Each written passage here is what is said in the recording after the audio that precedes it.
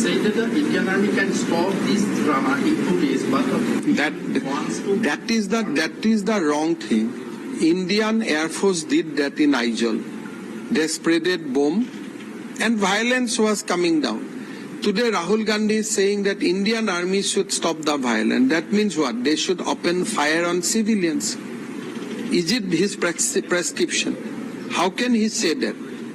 Army will not able to solve anything. They will only able to temporarily quiet or temporarily bring some peace in a given situation. But solution has to be come from heart, not from the bullets.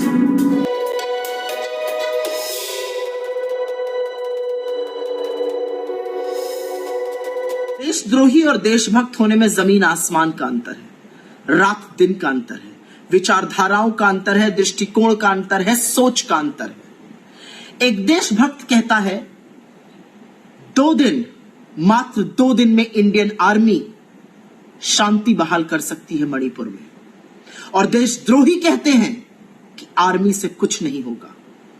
Bharatiya Janata party अपनी नफरत के उस दलदल में इतनी डूब चुकी है, उस कीचड़ से इतना सन चुकी है कि अब वो हमारी खिलाफत करने के लिए पहले देश को अपशब्द कह रहे थे, अब भारतीय सेना के शौर्य और पराक्रम पर सवाल उठा रहे हैं। हेमंत बिस्व शर्मा ने कहा आर्मी से कुछ नहीं होगा। जिस आर्मी की आप बात कर रहे हैं ना हेमंत बिस्व शर्मा, उसके शौर्य और पराक्रम, उसके साहस, उसकी बहादुरी की वजह से हम और आप अपने घरों में शांति से सो पाते हैं। वो सरहद पे हमारी रक्षा करते हैं तो हम बड़ी बड़ी बातें कर पाते हैं। ये वो आर्मी है जब मन बना लेती है और नेतृत्व सही मिल जाता है तो पाकिस्तान के काट के 2 टुकड़े कर देती है, विश्व का भूगोल बदल देती है। ये वो आर्मी है जो सिर्फ देश में ही नहीं, विदेश के कितने सारे शांति की पहल वाले मिशन में कारगर भूमिका निभाती है। ये वो आर्मी है कि जब सब कुछ करके लोग थक हार जाते हैं तो आर्मी आती है और चीजें ठीक हो जाती हैं। जब दैवीय आपदा आती है, जब बाढ़ आती है, भूस्खलन होता है, जब भूकंप आता है, सुनामी आता है, तो अंततोगत्वा इंडियन आर्मी आती है और लोगों को संकट से उबारती है। और इंडियन आर्मी को देखकर बड़े बड़ों के होश फाख्ता हो जाते हैं, जो हिंदुस्तान के खिलाफ आंख उठाकर देखने की हैसियत करते हैं। और आर्मी को ही देखकर इस देश के लोगों में यह विश्वास जगता है कि अब सब ठीक हो जाएगा। आपकी हिम्मत कैसे हुई? आपको लगता है इंडियन आर्मी एक हिंसक फोर्स है? इंडियन आर्मी की न्यायप्रियता, इंडियन आर्मी का जो कद है वो दुनिया में सबसे ऊंचा है। इंडियन आर्मी से कुछ नहीं होगा, ये कहने की आपकी हैसियत कहां से हुई? आपकी हिम्मत कहां से हुई? ये उन सब लोगों का अपमान है जिन्होंने हंसते हंसते अपने प्राणों की बलि दे दी इस देश की सुरक्षा के लिए।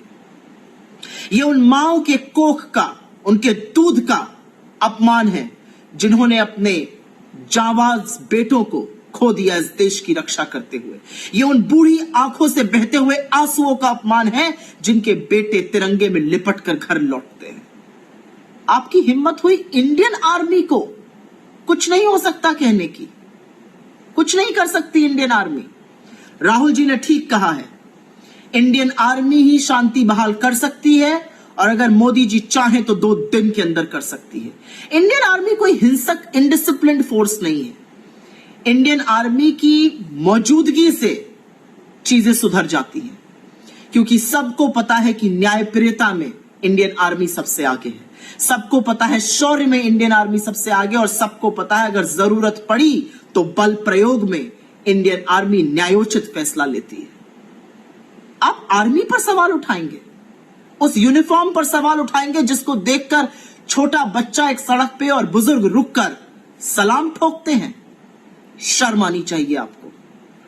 पर यह नया नहीं है भाजपा में, और हेमंत बिस्व शर्मा कोई पहले नहीं है। मोदी जी के चहेते बड़े हों, लेकिन यह पहल तो मोदी जी ने खुद 2013 में आर्मी को कमजोर बताकर करी थी। यह देशद्रोही है, यह देशद्रोह है। अगर आप देश प्रेमी होंगे तो आप अपनी सेना पर कभी सवाल नहीं उठाएंगे। सेना पर सवाल उठाने वाले, सेना के लिए यह कहने वाले कि उनसे कुछ नहीं होगा, देशद्रोही होते हैं। आप भारत माता की ना तो रक्षा कर सकते हैं, ना उनके हितैषी हैं। आप भारत माता को समझते नहीं हैं क्योंकि आप भारतीय सेना का अपमान करते हैं।